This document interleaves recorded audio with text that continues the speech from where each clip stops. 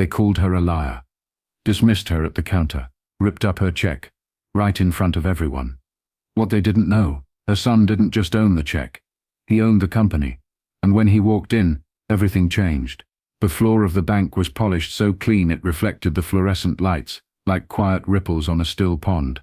Jacqueline Evans stepped through the glass doors, just past 10:30 a.m. Her heels soft against the tile, the kind that didn't click loudly, but still made her presence known. If anyone had been looking up, she was dressed the way her mother had taught her to dress when it mattered, with dignity, not flash. A lavender blouse tucked neatly into grey slacks, her hair gathered into a soft twist, and a single strand of pearls resting just above her collarbone. Not showy, just proper. A folded envelope peeked from the zippered side of her purse. The check from her son, Elijah, $12,700 written in careful blue ink. It wasn't for anything grand. The kitchen pipes had burst again. Water had warped the floorboards, and the contractor said she'd need to replace half the subfloor. Jacqueline had sighed when she told Elijah about it, and he, like always, had sighed right back and said, "I got it, Ma. Just deposit the check when it comes." The envelope felt heavier than it should have. Maybe it was pride. Jacqueline didn't like asking for help, even from her son, especially now that he was the face of a company with billboards she couldn't avoid. But he'd insisted. There were 3 tellers, one chatting, one counting. The third, young, sharp eyeliner, long acrylics tapping the counter, looked up as Jacqueline approached. No smile, no greeting. Jacqueline returned the glance with a gentle nod and placed the envelope gently on the counter. "Good morning," she said. "I'd like to deposit this." The teller slid the check out, glanced once, paused, eyebrows raised. "Is this real?" she asked, her tone flat but coated in doubt. Jacqueline blinked. "Yes, it's from my son." The teller flipped the check over, scanned the signature, frowned. "Elijah Evans," she said slowly, like tasting the name. "The CEO." "Yes," Jacqueline said. "That's my son." The teller leaned back slightly, as though the words didn't land quite right. "Do you have proof of that?" Jacqueline hesitated. "He's my child," she said, her voice still steady, but a little thinner now. "I've had an account here for over 20 years. But the girl was already typing something into her screen, eyes darting, jaw tight.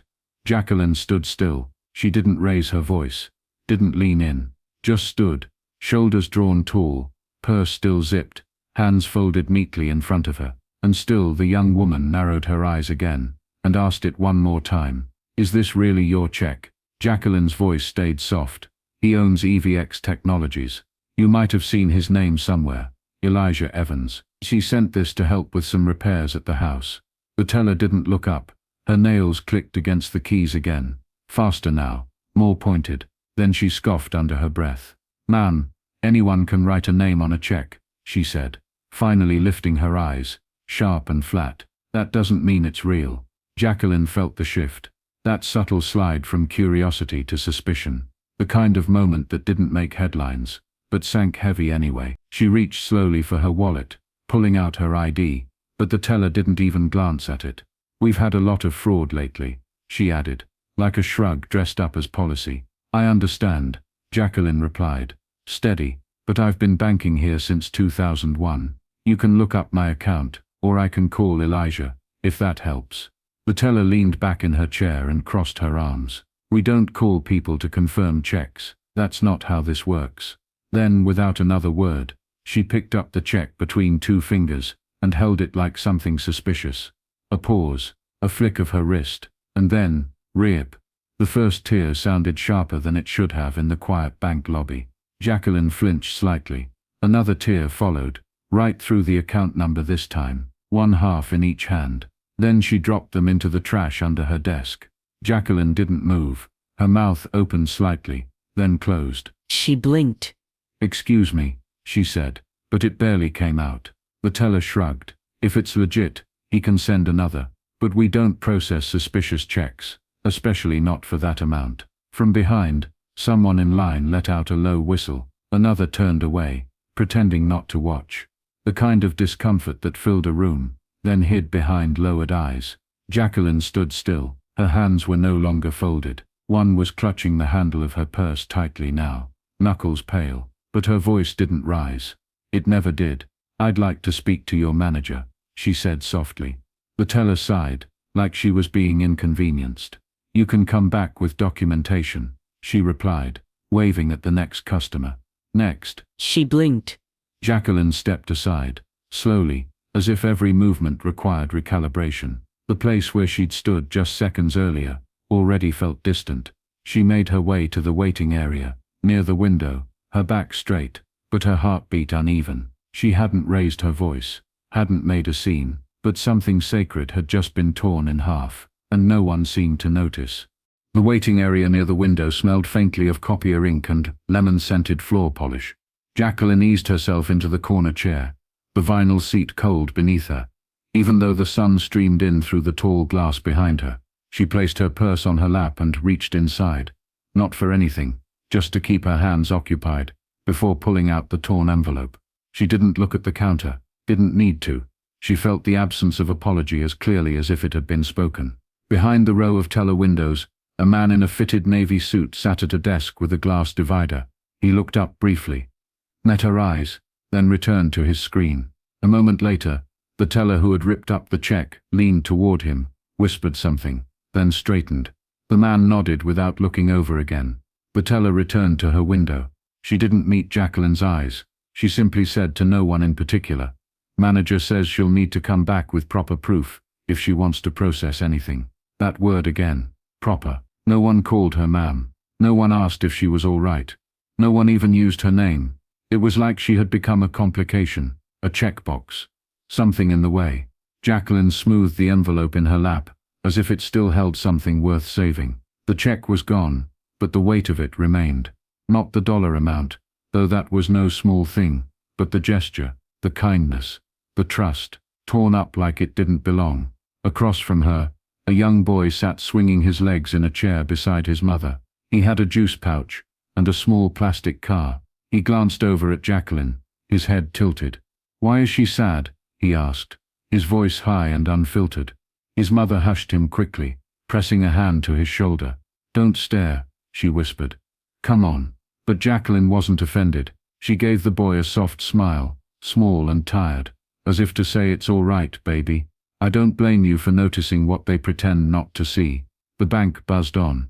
Transactions beeped, receipts printed, lives moved, and Jacqueline sat still, back straight, holding an empty envelope in her lap. The check might have been a loss, but it wasn't the only thing they'd torn. Near the entrance, above the glass doors, and just beneath the security camera, a digital screen flickered quietly. Most people didn't notice it. It cycled through slides on a slow loop, partnerships, branch announcements, community events. No one attended. It had been glowing in the background all morning, humming its soft, pixelated light, like a neon whisper. Jacqueline wasn't watching it at first. Her eyes had settled on a scuff mark on the floor, then on the edge of the teller counter, then back down to her lap, where the envelope still rested. But something about the light changed, just enough to draw her attention. She looked up, and froze. There, on a gleaming white background, was her son, Elijah Evans, crisp charcoal suit, hands mid-gesture at a podium, the familiar tilt of his chin when he was making a point. The photo was from a conference she remembered him preparing for. She'd helped him pick that tie, had watched him practice that speech in her living room, pacing between the coffee table and the couch. The caption beneath him read, "Elijah Evans, founder and CEO, EVX Technologies, partnering with First Federal Bank to advance community equity." Her breath caught somewhere between disbelief and something that felt a lot like hurt. Not surprise. She knew her son's accomplishments well, but to see him there, here, shining from the same institution that had just shredded his check like it was nothing, the sting went somewhere deeper than skin. She didn't speak, didn't shift, just stared. The words beneath his name glowed a little too brightly. Advance Community Equity. She read them twice. Across the lobby, someone else noticed the screen. A woman in a red jacket nudged her companion and pointed. "Isn't that the guy she said was her son?" she whispered. Another person in line glanced up, then back at Jacqueline, then at the screen again. The irony didn't shout. It just sat there, obvious, sharp, quiet. The bank had dismissed her, questioned her, treated her like a scam risk. But on the wall above the lobby, her son's face was being used as a symbol of trust. The check didn't matter anymore. The way they saw her, that did. She folded the envelope slowly, her hands careful not to crinkle the edges, and placed it back into her purse. The digital slide lingered a second longer, then switched to another, but the room had already changed. The silence wasn't the same anymore, because now they knew who she was, and more importantly, who they hadn't seen. The woman in the red jacket leaned closer to the man beside her, eyes wide. "Wait," she whispered, hand halfway to her mouth. "Isn't that the man she just mentioned? The one who wrote the check?" The man looked from the screen to Jacqueline, then back again. He didn't answer, just slowly pulled out his phone and raised it to eye level, capturing a blurry image of the glowing slide before it disappeared. From behind the counter, a teller 2 windows down finally looked up. She'd been too busy with the morning rush to notice anything earlier, but now her gaze shifted toward the front entrance and froze. Her mouth parted slightly as she caught the image on the screen. "Elijah Evans," she murmured. She turned to the teller beside her, voice low but sharp. "That's her son. The woman sitting down, he's the one on the screen." The second teller looked, eyebrows climbing. Neither of them said much more, but the glances between them were enough to shift the air. One reached for her mouse and minimized her screen. The other leaned forward, pretending to organize documents while still watching the waiting area. Behind the teller line, the branch manager, still in his glass cubicle, still pretending not to notice, finally stood. He adjusted his collar, smoothed the front of his jacket. His eyes moved from the digital screen to Jacqueline, then darted toward the whispering tellers. He started walking toward the counter. But it was too late. The screen had already spoken. The story was no longer just something quiet that happened between a customer and a teller. Now the lobby was paying attention. Strangers were starting to murmur. Phones were out. Names were being remembered. And the question was no longer, why is she sitting there? But how could they treat her like that? The manager reached the teller window and leaned in close to Danielle, the one who had ripped the check. She glanced up nervously and said something beneath her breath. He frowned, glanced over his shoulder at Jacqueline, then at the screen, now cycling through slides again, a ribbon cutting, a scholarship winner, then a banking app demo. But it didn't matter what came next. Everyone had already seen what mattered. Jacqueline remained in her seat by the window, her face unreadable, her purse resting gently in her lap. She didn't look at the whispers, didn't acknowledge the glances. But inside, something had shifted. They were seeing her now, but only because of who her son was. And that, somehow, made the silence feel even heavier. Jacqueline stood. It wasn't hurried, or loud, or theatrical. She simply rose from the vinyl chair, smoothed the front of her blouse, and walked back toward the teller counter. Her steps were measured, quiet, each one soft against the polished floor, yet impossible to ignore now. The manager, still lingering behind the row of stations, looked up as she approached. His shoulders straightened too quickly. His eyes scanned the room, noting the customers now watching more openly. The tellers pretending not to listen, the digital screen still glowing faintly behind him. Jacqueline stopped a few feet from him, close enough to be heard, but not close enough to invade. She folded her hands in front of her, and tilted her head slightly, her voice calm and clear. "Would you like to call the man whose name is on your lobby screen?" she asked. The manager blinked. Ma'am. I didn't realize." He fumbled for the rest of the sentence, but nothing came. The collar of his shirt suddenly looked too tight. His fingers twitched at his side. Jacqueline didn't flinch, didn't raise her voice. "You didn't need to realize," she said softly. "You needed to listen, to look." She pulled the envelope slowly from her purse again, not for the check, which no longer existed, but as if to remind him that it once had, that something had been destroyed without so much as a call. "You treated me like I forged a check," she said. "Treated me like I was trying to steal something. But that man on your screen," her voice didn't waver, "that man is my son." The room, already quiet, seemed to still even further. One of the tellers lowered her head. A customer near the ATM froze mid-button press. The hum of the lobby faded into something heavier. The manager cleared his throat. I wasn't informed of what happened, or I would have." "You were informed," Jacqueline said, not cruelly, just plainly.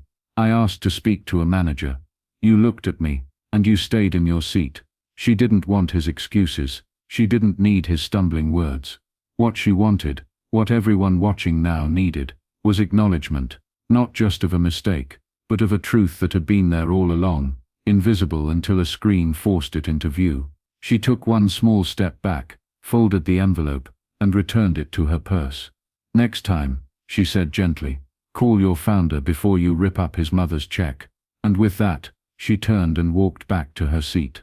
No one said a word, because what could they say now? Elijah Evans was in the middle of reviewing a prototype demo when his phone buzzed. Then again. The first message came from his godmother. "You need to check on your mama." The second was a screenshot from a friend at a local business journal. The third was a photo. It was blurry, shaky hands, poor lighting, but clear enough.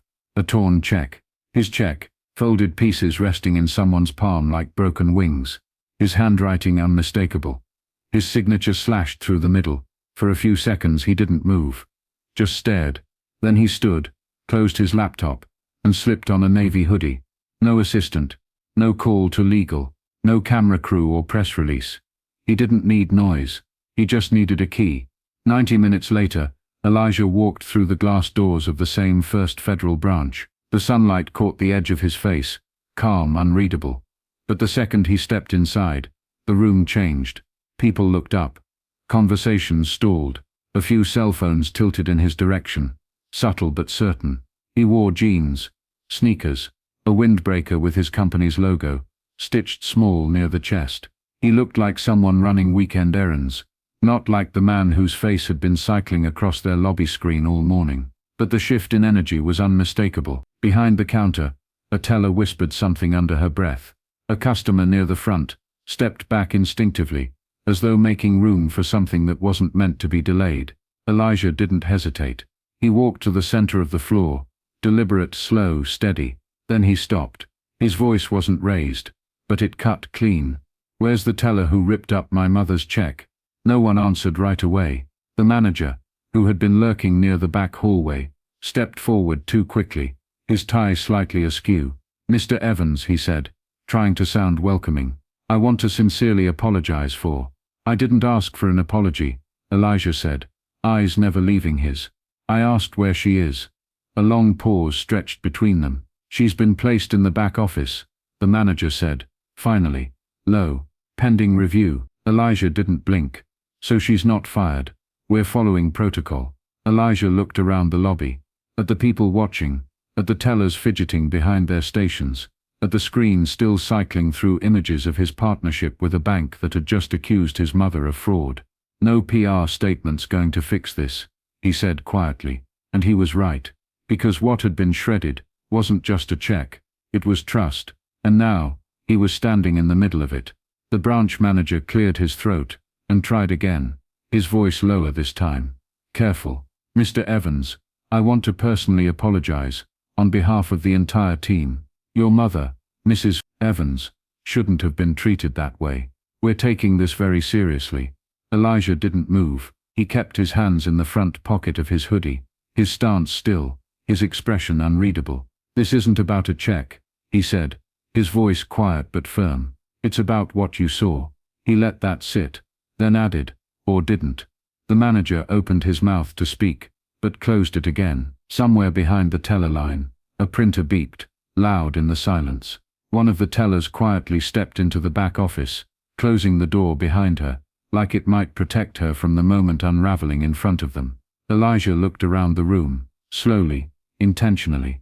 Not for effect, just to let the space breathe. People weren't pretending not to watch anymore. A woman near the deposit slips was holding her purse to her chest like a shield. An older man in line nodded slightly at Elijah when their eyes met. Quiet solidarity. Elijah turned to face the room. "Let me ask you something," he said. "How many people here have felt small in a place meant to serve you?" No one spoke, but hands shifted, heads nodded. A man near the ATM cleared his throat, as if ready to say something but unsure if it would matter. A teenage girl standing beside her grandmother looked down at her shoes, then up at Elijah, then back down again. He didn't press. He didn't need to, because the weight of the question had already settled in the air, not as accusation, but as recognition. That was my mother, he continued. Softer now. She wasn't loud.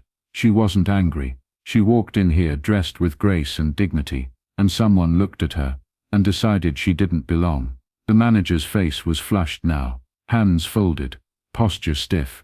He tried to interject again, but Elijah raised one hand, calmly, quietly. I'm not here for your script, he said. He glanced once more toward the glass door of the office, where the teller had disappeared. I'm here for the truth. And then he stepped back, letting silence do what apologies couldn't. The bank hadn't just questioned a deposit. It had questioned a person. And now, it was being asked to answer for that, not in a courtroom, but in the court of every quiet moment where someone walked into a place like this, and was told without words, "You don't belong." Elijah stood in the center of the lobby, his voice steady, not loud, not angry, just clear, like water poured into a still glass. My mother raised me by herself, he said. Worked 2 jobs most of my childhood, packed my lunch when she couldn't afford hers, made sure I had shoes that fit, and books that weren't falling apart. The silence held.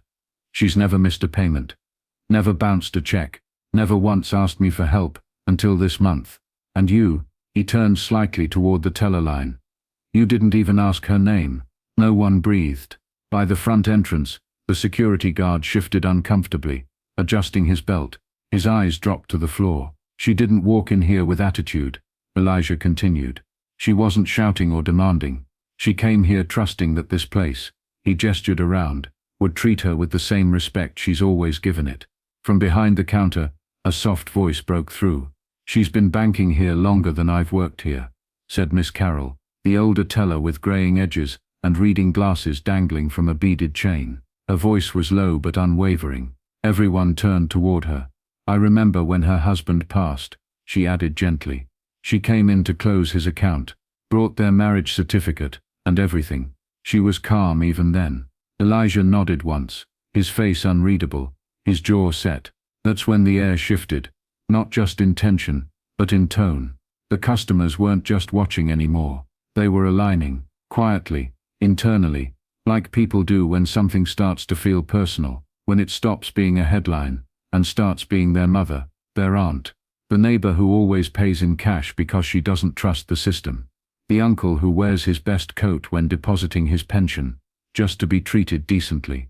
The manager stood stiff near the teller row, shoulders square but sagging under the weight of what couldn't be undone. Elijah looked around once more, scanning each face without judgment. This was never about a check, he said softly. It was about how quickly you decided she didn't belong. He didn't need to say more. The damage wasn't in the paper, it was in the decision. And now the lobby, once filled with whispers and policy scripts, was heavy with something else. Recognition, because even those who had never met Jacqueline Evans knew, in that moment, exactly what had been torn.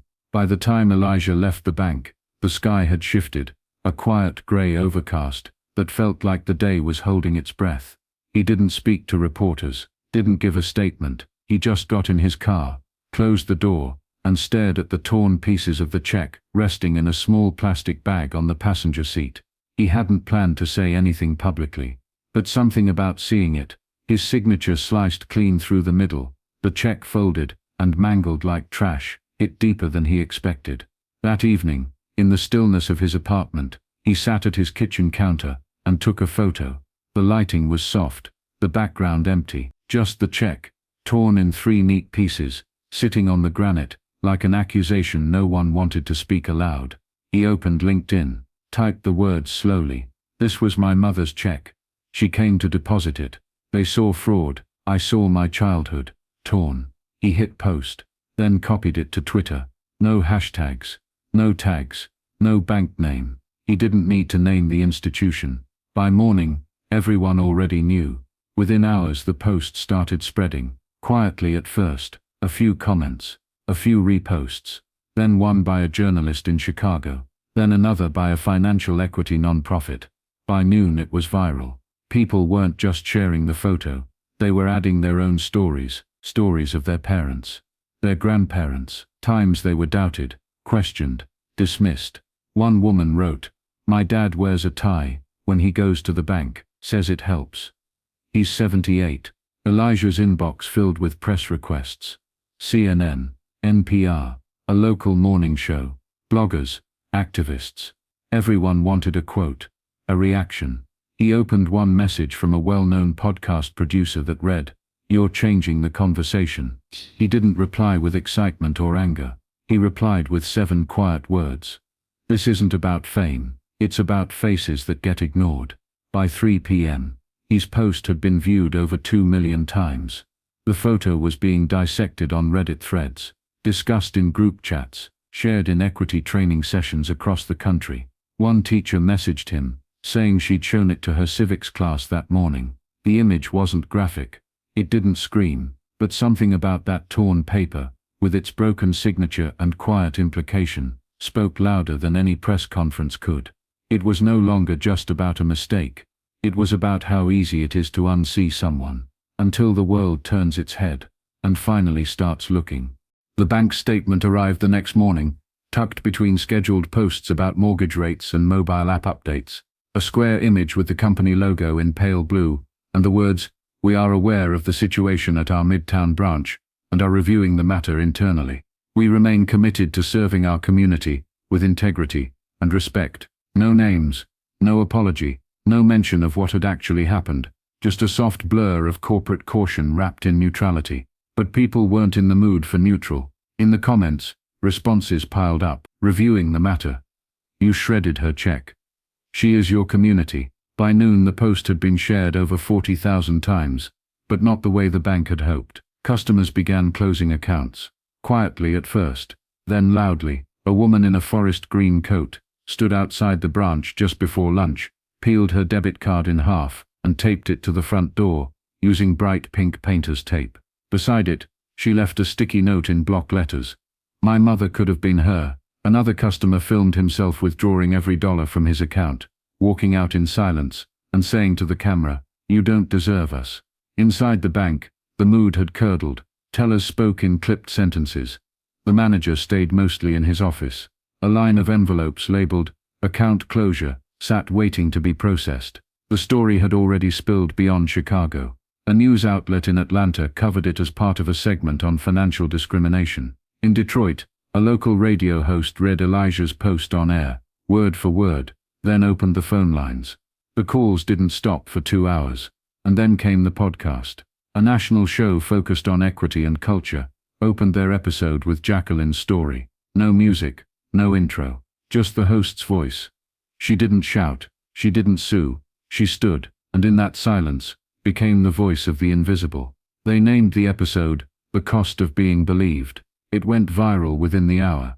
What the bank had hoped would be a quiet correction was now a loud reckoning, the kind that didn't need protests or press conferences to make its point. It was happening in living rooms, in group chats, in whispered office conversations and after-dinner discussions with aging parents, who'd once had something like that happen to them too. Jacqueline didn't say a word, but she didn't have to, because somehow, without ever asking for it, her stillness had become a mirror, and the world was finally looking in. They didn't hire a big PR firm. They didn't make a logo with sleek gradients, or a flashy tagline. They called it, the Evans Equity Project. A modest name for something that grew out of a moment so quiet, it nearly got dismissed, until the world refused to look away. Elijah funded it with his own seed money. No press tour, no branded launch. Just a simple announcement on the same platforms where the photo of the torn check first appeared. Dignity should be a starting point, not a reward. This is for the people who don't make headlines, but deserve better. The mission was simple: train financial staff in unconscious bias, partner with credit unions and community banks to design dignity-first customer protocols, and offer microgrants to overlooked entrepreneurs and seniors who'd been denied before they even finished speaking. Jacqueline didn't want to be the face of it. She didn't give keynote speeches or sit for glossy magazine profiles. She politely declined an interview request from a national morning show and turned down a podcast spot with 1 million subscribers. She preferred the back room of the local community center, where every other Tuesday, she helped seniors fill out forms to open their first checking accounts. Not just open them, understand them, trust them. That's where she was one afternoon, wearing a pale blue cardigan and reading glasses, when a woman named Gloria, age 74, leaned over and whispered, "I've been keeping money in a shoebox under my bed since 1989. Jacqueline smiled gently. "Let's see if we can find that shoebox, a safer home." They sat together, side by side, heads bent over the paper. The air smelled of pencil erasers and instant coffee. The fluorescent lights hummed. Nothing about the moment was viral. Nothing about it was newsworthy. But it was the point. Jacqueline didn't want justice with cameras. She wanted change with hands. And when she closed her folder for the day and helped stack the chairs, one of the volunteers paused and asked her, "Do you ever think about how this all started?" "Just a check." Jacqueline looked up, eyes calm and clear. "It was never about a check," she said. "It was about how easy it is to tear something when you think it's worthless." Across town, Elijah prepared to speak at a conference about institutional accountability. He always ended his talks the same way, no matter the stage. With one sentence. One truth. "My mother didn't ask to be seen as powerful. She asked to be seen as human." If this story moved you, don't let it end at the teller window. Share it with someone who needs to remember their worth. Leave a comment if you or someone you love has ever been quietly dismissed, overlooked, or made to feel small. Subscribe to hear more true stories that reveal quiet injustice and the powerful people who rise with grace. Because dignity shouldn't have to be earned, and silence doesn't mean invisible.